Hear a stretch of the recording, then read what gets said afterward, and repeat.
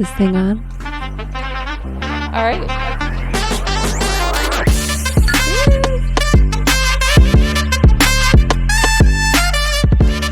Welcome to Home with Friends. Thank you. You're welcome. Okay. So excited to be the first guest. I know.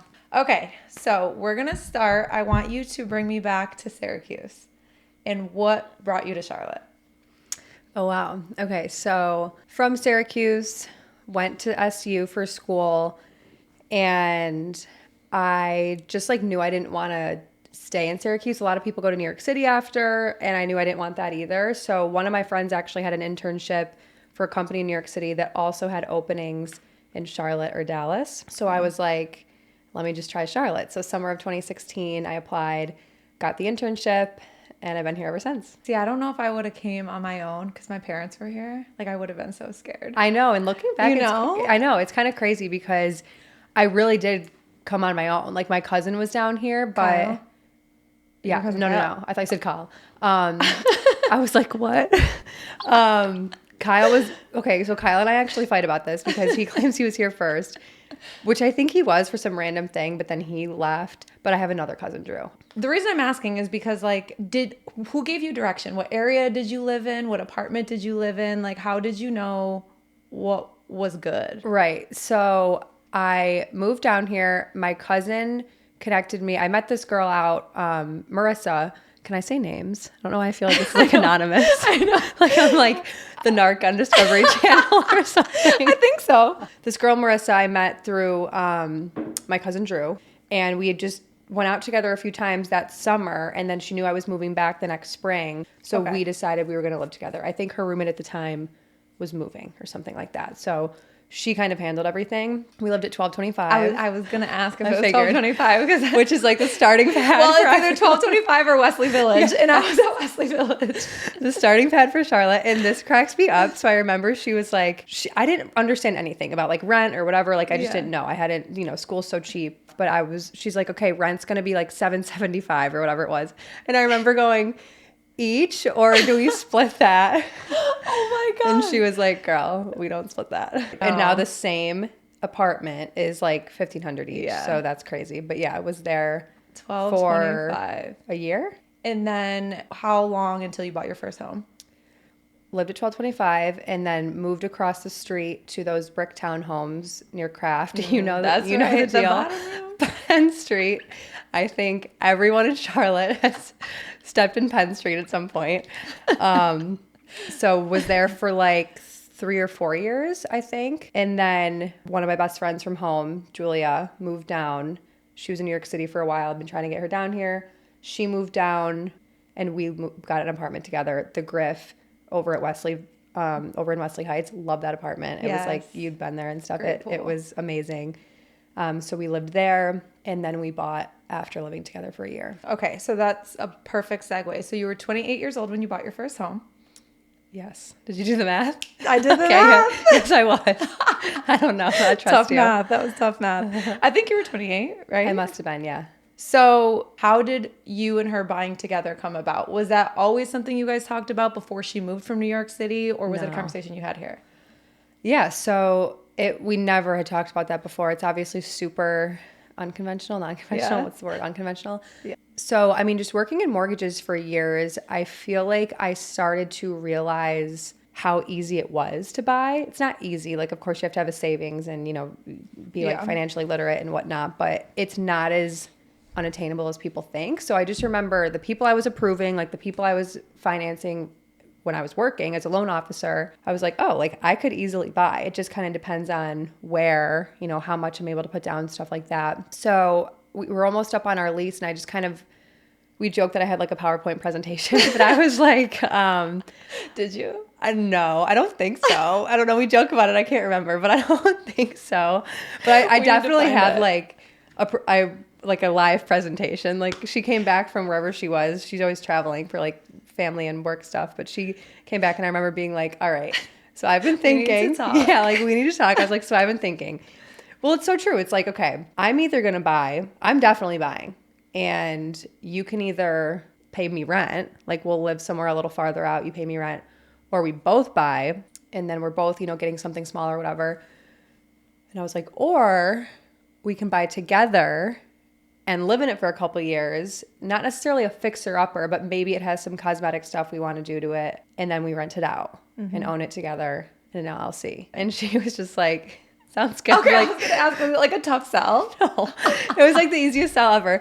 I mean, I shouldn't say that. Like, we were very good friends. So we've been friends for years and years. So I wasn't just going to suggest that to whoever I was living at the time. It was her. Like, we were best friends.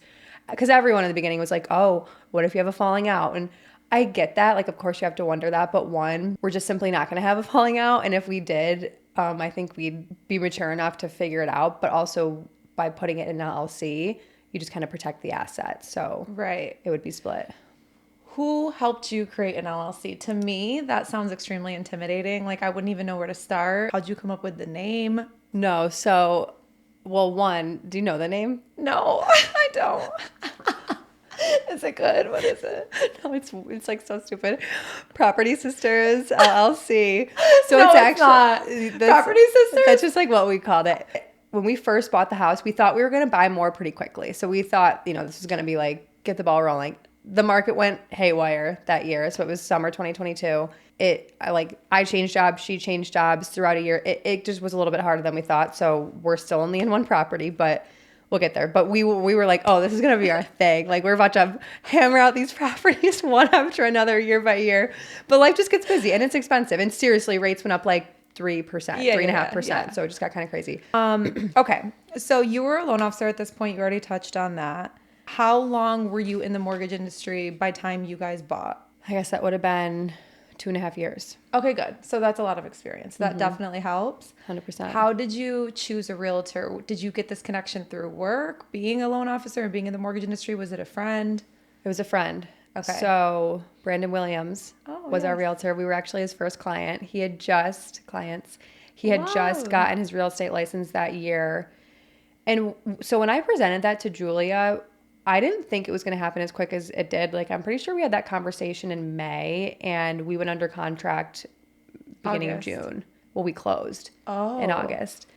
Brandon was working with 5 Points and I just had heard great things about them. So I trusted him. I mean, you never know when it's someone new, but he's always so thorough and just kind of always above and beyond in everything he does. So we wanted to work with him. And it started by, he just sent me a bunch of listings. We kind of started going on tours. There was one day we went out together. I think we saw like 7 or 8 houses. Oh, wow. It's a long day. Yeah. Julia was out of town and I was just like taking videos, sending them to her, but we just found one that day. So you got your home under asking. Yes. Which was a big deal. So tell me a little bit about that. Was it a lot of negotiation on your realtor's end? Was it a motivated seller? Do you know the details of like? Yeah. It was a very motivated seller. Okay. I can't remember. We love the tea. I know. I cannot remember the actual listing price at the time. I want to say it was like, I don't know if you looked it up, but I want to say it was like 500 maybe when we first saw it, 505. And I think we ended up closing at like 485. 487.5. Okay, 487.5. It might have been listed at like 510. I can't remember. But the seller owed like $300,000 in IRS debt. So he was like, he had already moved to Greenville and he was dying to sell that house because he needed the money. Yeah, which is crazy because I'm pretty sure, let's say he made $400,000 off that house, in 10 years, 12 years, however long he was there. 380 of it went to his IRS taxes. Oh my So, or his IRS debt. I don't even think. You changed his financial life. Yeah, for real. You really helped that man. Yeah. Let's hope he used it for his taxes. I know. I would love to know. He was a character. And they also gave us a pretty big seller credit because of something with the crawl space that we ended up having to pay for. But they gave us like a really big credit that was kind of surpassed the expense. So that was nice. So when people ask, I'm like, we're kind of unique. Like, we didn't have to negotiate. I think we're one of the first people to even see the house, and it just worked out really well for us. Wow. Good. I'm happy for you. Did you actually use that seller credit to fix whatever it was quote unquote meant for? I always wonder because people get inspections. Yeah. And they'll be like, oh, you know, an $800 repair here, $1,000 here. We'll just cut you an $1,800 check. And it's like, are you actually going to go fix that if it's not urgent? So I think ours, I don't want to say urgent because to me that means like the roof's caving in, but I think ours was kind of urgent. Like it had to get fixed. It was something foundational maybe. I don't think we, the next week, like hired someone and got it fixed with that cash, you know, but I think that eventually we paid for it and like indirectly from the money that we saved. Got it. But no, we did not just turn around. I don't even actually know if we've fully taken care of what the issue was. Julia would like kill me. Julia's kind of like the one that hammers things out and I'm always like, it'll get done. And it's like, you need someone who is on top of it. So we'll have people come look at certain things and I just forget where we're at in the process of fixing things. Got it. Okay. So we'll talk numbers. We kind of already did, but closed August 2022 for $487,500. And down payment wise, do you remember percentage what you put down? I want to say 3.5. Okay. 3. Do you know if you're a conventional loan or FHA? Conventional. Okay. People think you have to put 20% down. Right. You only need to put 3% down. Right. Conventional. Okay. What was your, I guess, strategy behind putting the minimum down and keeping more money in your pocket? Kind of what you just said. We knew we were going to rent it out eventually. I mean, we were living in it for the first few years, but we were just like, let's put the minimum down. You know, the PMI wasn't crazy and eventually someone else is going to be paying it. So we can always throw more at it. Or if we decide we want to refinance and, you know, pay it down, whatever, those were the options. But I didn't want to liquidate all cash just for that purchase. Because we're going to see how it goes. I mean, again, we thought that this was going to be a pretty quick turnaround. Property sister. Right, exactly. But to not put, we intentionally put as little down as possible to kind of secure it and then figure it out from there. Right. And the payment was still very doable. So it's like in the 30, we just switched insurance. I think it's like 34. Okay, so we'll call it $3,400. The goal is to rent. Do you know what you would rent it for? No. Okay. So like that's something we've kind of talked about a little bit. It's totally we want to do Airbnb. Okay. So that's going to be the difference is we've talked about long term, but I think, I mean, you know where it is. I just think it will do a lot better Airbnb. Yeah. But we just don't know until we do it. Yeah. I mean, you'll make more money Airbnb because long term in that area, you could probably get away with $2,700 right now a month. Right. For like a year lease. But Airbnb, I mean, on the weekend, if there's a big game going on. Exactly. It's walkable to the stadium. It's walkable to Uptown. It's like technically walkable to South End. Yeah. You can make a lot more money. Exactly. So I think that's what we're going to do, but we just have to do it. Got it. I assume you guys are going to split the rental income 50-50. Yeah. You do all bills 50-50. Is there ever a conversation about like who's doing more chores? Or no. Who's doing more yard work? No, I'm like laughing because no, there's no conversation. I hope that at the end of the day it ends up being 50-50, but if I had to guess, Julia probably does a little bit more. I will say she likes the yard work, so like she loves mowing the lawn. Wow. Wow. She's gonna kill me for like outing her.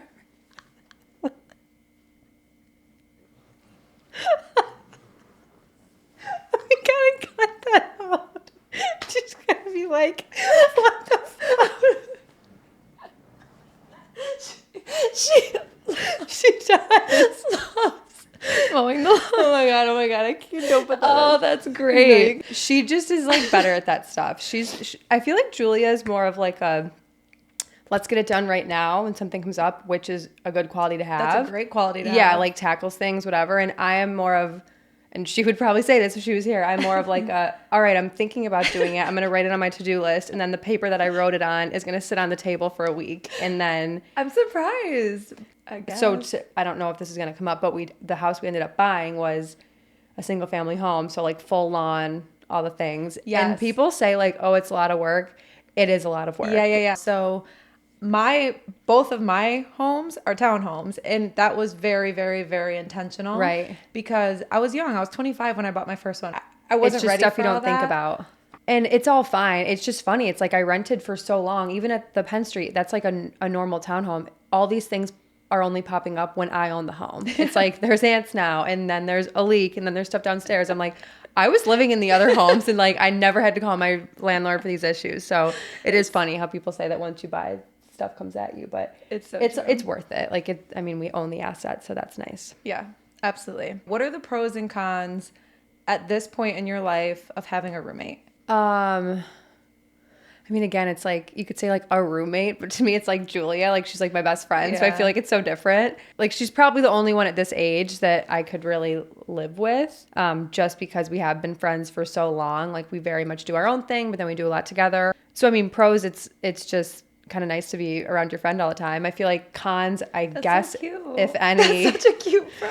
I will say though, she's also gone a lot for work, truly. And she travels a lot. So I think that if we were truly on top of each other 24/7, maybe we'd get more annoyed of each other, but I don't even know if we would. I don't know if there's any cons. I guess it's just, I don't know. Everyone says they love living alone. So I guess I don't know I've never lived alone. You've never lived alone? Yeah. Do you want to live alone? So I think so. Me and her were actually just talking about this recently. Right now, the way our house is set up, it's a 3-bedroom house. There's one like larger master suite in the back, and then there's 2 bedrooms on the side. I'm in the back. I have that suite. So it's like my bed and desk are in the same room. And then I have like my DJ stuff in the room. Like I have a lot in my room. I'm in my room all day long. So the only thing that's starting to get to me recently, it's not necessarily living with her. It's just that I'm in my room all day long. Like I would love to get like see how the Airbnb does, like put it on, rent it out, and then go to an apartment where it's a 2-bedroom, but one's my office, one's my bedroom. I think I'm ready for that. But it's just going to depend on what we decide we're doing. Yeah. We'll see. So back to the numbers real quick. Because you split everything evenly, I assume you split the down payment evenly. Mm-hmm. Because some people don't just have $7,000 sitting around, right? How did you budget and save personally for this? I mean, mine was just, the deal. The couple of years that I was working in mortgages was the like record lows of interest rates and just insane money. Mm-hmm. And we all did really well. So I had a savings for sure. Got it. Okay. So when you moved to Charlotte, okay, we'll rewind back to your consulting. I almost just forgot. You started around $70,000 for a salary. Yes. Is that correct? That is a lot of money out of school. Do you realize, like, did you realize it then or now, or did that seem normal to you? Do you know what your friends were making? Because, for example, I started at RV. Well, when I started, I was 100% commission. I was doing sales, selling DirecTV on the phone. NFL Sunday ticket. That's when DirecTV had it exclusive. That shit was so easy to sell. Anyways, but then, so I got out of the sales role, went to a corporate role. So now I went on a salary. My salary was $36,000 for the year. Because I remember. Plus commission? No, just $36,000. Wow. And I remember like at your annual review, you'd want to get $1,000 or $2,000 raise, and like getting up to $40K was like my goal. Okay. And now granted, that was my job out of school, but like looking back, I'm like, what? I could never live off of that. I know. That's crazy. So like $70K out of school, I feel like is a lot. So how did you land that job? I know. I'm wondering maybe it started at 65. Like I'm wondering if I inflated it, whatever. It was definitely 60 plus, like 100%. That's very, very good. We had it where it was structured like consultant, senior consultant, whatever it was. You kind of bumped up fairly quickly, like every other year-ish. But I don't know. I think it was just the nature of the industry. Like it was financial consulting. Everyone thought I would be like, I was like a CFA or something, like a financial analyst or planner. That wasn't it. It was work with banks, and they would hire us for different projects, and we would go in and, do whatever they needed. But I think it was just a lucrative industry, and I didn't realize it. I do not think I thought that was that crazy at the time. Wow. Basically, it was a type of job where if you landed the internship, unless you were like a total buffoon, you were going to get the job. So after consulting, went right into mortgages. Obviously, you hit the jackpot with timing. We got so lucky being LOs at the time that we were. Yeah. Rates hit an all-time low because of COVID, and it was just raining money, if we're being honest. Yes. Are you comfortable sharing your best month? You don't have to. You can give a range. Yeah. What was your best commission month as a loan officer during that time? I think I funded around $7.5 million. Okay. It's so crazy too, because I remember we used to post our little stories and be like funded, 35 units and however many million. And like people would DM like other friends at different companies and be like, that's insane, or like, that's whatever. But when you're in it, you don't know how insane it is. Yeah. And so the commission for that was, I don't know, probably around like 35,000 for 1 month. Yeah. That wasn't every month, of course. It fluctuated, but I had a few like really big months that year. Yeah. And but it's funny because then we would get so stressed out too if we were anything below, like, I don't remember the numbers, like 2 million or 3 million. And even that was like 15 grand or whatever it is. So what felt like so little, looking back, it's like, wow, we were making a lot. Yeah. And when you're making money like that, it's obviously money we've never seen before, never expected. Are you somebody who saves, pays off debt, gets all your bills and ducks in a row before you do anything fun? Do you go splurge? Like, how do you spend? I think I might have had a little bit of debt. So I'm very lucky. I went to school. My mom worked at Syracuse University. So I went to college for free. Hell yeah. Yeah. So I had, I almost sick. went to a different school, not SU, but anywhere I would have gone, I pretty much would have gone for free. It's called tuition exchange. Yep. So as long as someone wants to go to Syracuse, I would have gone to said school. Like I almost went to Mercyhurst, which is wild, to play lacrosse. I'm glad you went to play lacrosse, but then I decided not to, and I went to SU. I went to school for free, so I did not have any school debt. So that was amazing. I went abroad, and my dad basically gave me his credit card, and I think I went a little ham. So to your point, I think I went a little buck wild, and he was like, "You're gonna pay back a portion of this." And so I had a loan to him, like a small loan to him, but I think it got paid off relatively quick. I think it was like $5,000 maybe. Yeah. So that was really it. Maybe I had a little bit of credit card. I'm trying to think of what I paid off once I started making that much money. Maybe I had a couple thousand in like credit card, but everything was paid off pretty quickly once I started making that money in mortgages. Yeah. So to answer your question, I think I've always been a mix of I'm not going too crazy, like going balls to the walls. I probably could be saving more now that, I'm like 31. I think, wow, if I had only done this when I was 23, but it's really hard to do it in the moment. Yeah. Like I have my 23-year-old sister now who I want to be like, all right, put this in this account every month, put this in this account. Like, you're going to be a millionaire. Does she listen to you? I mean, I think I've sent her like TikToks to tell her what to do. I don't think we've had a deep dive, but I need to. Okay. So then you get out of mortgages. Whether you were going to get out of mortgages or not, that money, that was temporary for all of us. We could have never planned for that. Right. So now when you get back to more of like a normal salary, or how does your lifestyle change? How do you budget? Like, what was the adjustment there? My situation was kind of unique again because I switched companies, still in mortgages, but it was just a totally different structure. I don't think back to my point earlier, I didn't realize how good I had it. I wish I stayed where I was a little bit longer to like rake in that cash and while I was figuring it out. And then when I switched this other company, it just wasn't as much as I thought it was going to be. And then I left that company pretty quickly. I ended up having to pay back a guarantee that, the deal, like you have to work there for X amount of years or something and you don't have to pay it back for 1 year. So point in all this, all of a sudden I went from being so good and like making so much money to not only making way less, but I have to pay back this guarantee, which was like a pretty chunk of change because I couldn't stay at that company anymore. And I had like a rough year and a half where it wasn't anything crazy. It's not like I stopped paying my mortgage or, was completely broke or anything like that. But I was budgeting very heavily and it was just a complete 180 from like the year before. That was a big lesson in just kind of being a little bit more methodical about like finances do matter. So even if, you're not happy somewhere or whatever, it just being a little bit smarter about not making my decisions super emotional. Mm-hmm. But it's like, 2020 hindsight. In the moment, I wasn't happy and it is what it is. So First of all, I appreciate you sharing that. When you budget or when you at that point in time had to like really buckle down, what did you do? Did you use Excel sheets? Did you use apps? Did you get a financial advisor? Didn't get a financial advisor. I did use this. Oh, you know what I would use? That who's that like annoying finance guy? Dave Ramsey. There was like a spreadsheet. The annoying finance guy. He's always like, donate to church. There was like a spreadsheet. It's literally his biggest financial tip. That's really what he says. I don't know. I don't follow. I mean, he says a lot of good things, but he says donate to church. He's very religious, and almost all of his, he's going to like come for me if you get famous. And almost, listen, if Dave Ramsey comes for you because of this podcast, we made it.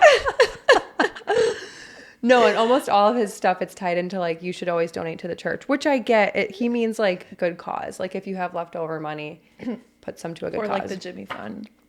Yes, or the Jimmy Fund. I was like, who? You like that full circle? Yes, but I think I had one of his templates.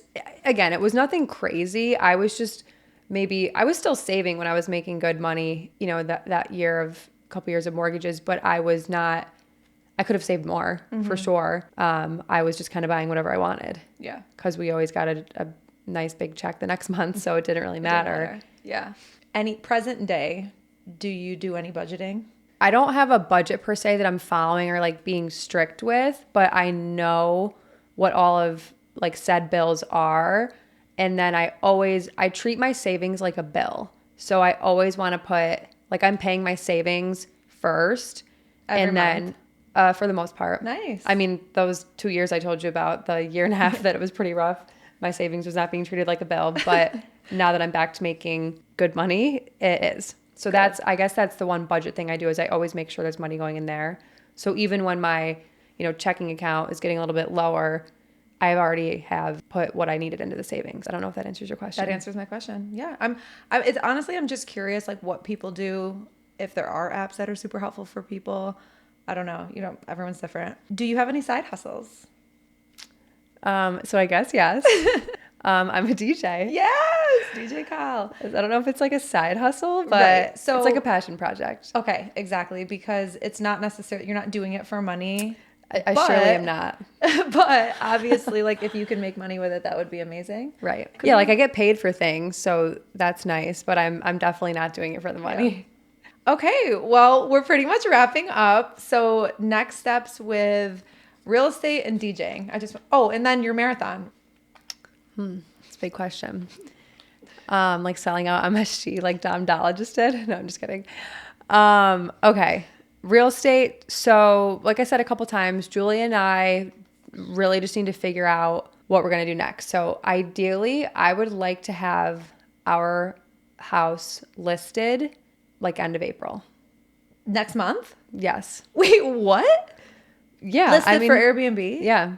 Does Julia know this? Yeah. I mean, we talked about it. Listen, it always gets pushed a couple months. Ideally, it was last fall, and then it was the summer before. So it's like, I know it sounds like it's crazy, but we just have to do it. I think it's really easy to, be like, this needs to get done or this needs to get done, and little things do need to get done before we list it, but it's not as big of a lift as I think we think it is. So we just need to commit to it for a few weeks, fix a couple odds and ends, and then I just want to list and see how it does. Like, I just don't want another summer to go by without... Yeah. I 100% do not want another football season to go by without it. So 1,000% by the fall, but I would really, really like to get it going like beginning of summer, end of spring.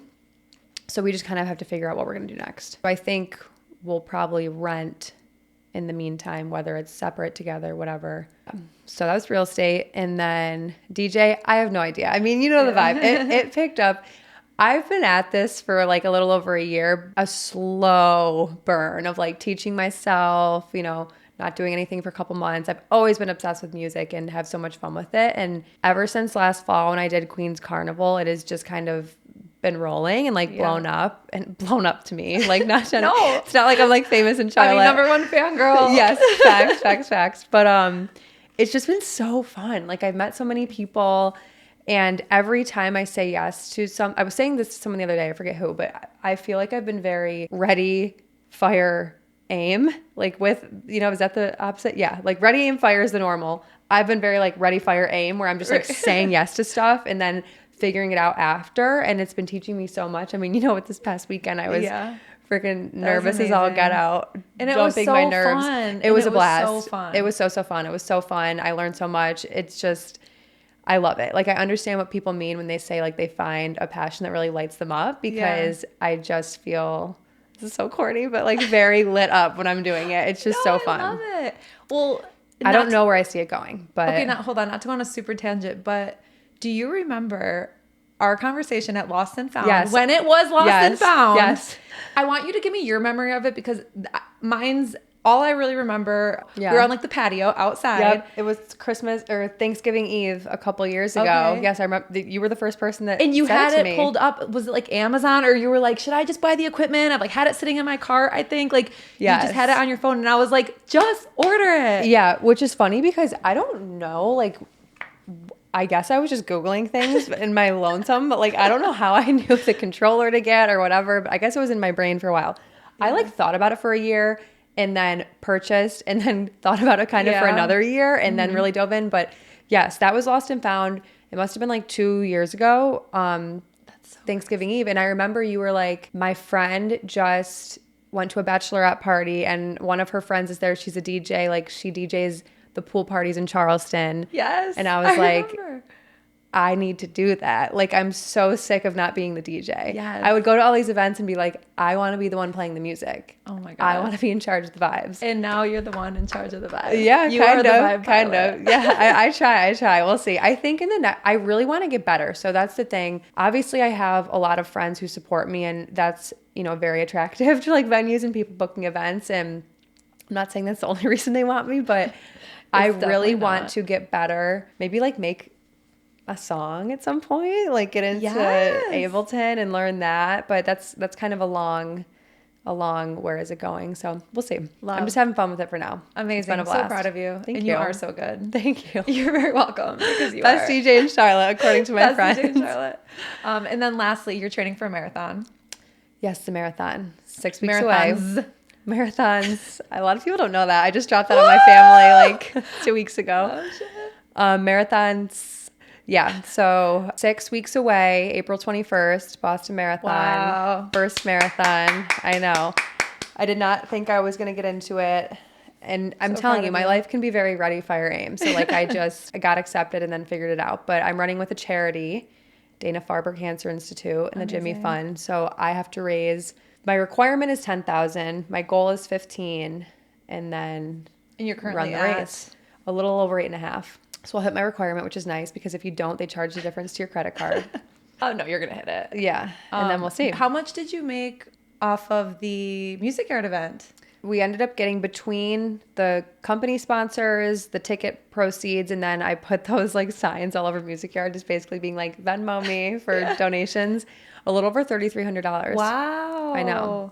Wow, good. People can feel good about donating to that. 100%. Wow, that's great. Yeah. Like this is our marathon. Yes. This is Charlotte's marathon. Yes. The people's marathon. I know. I love that.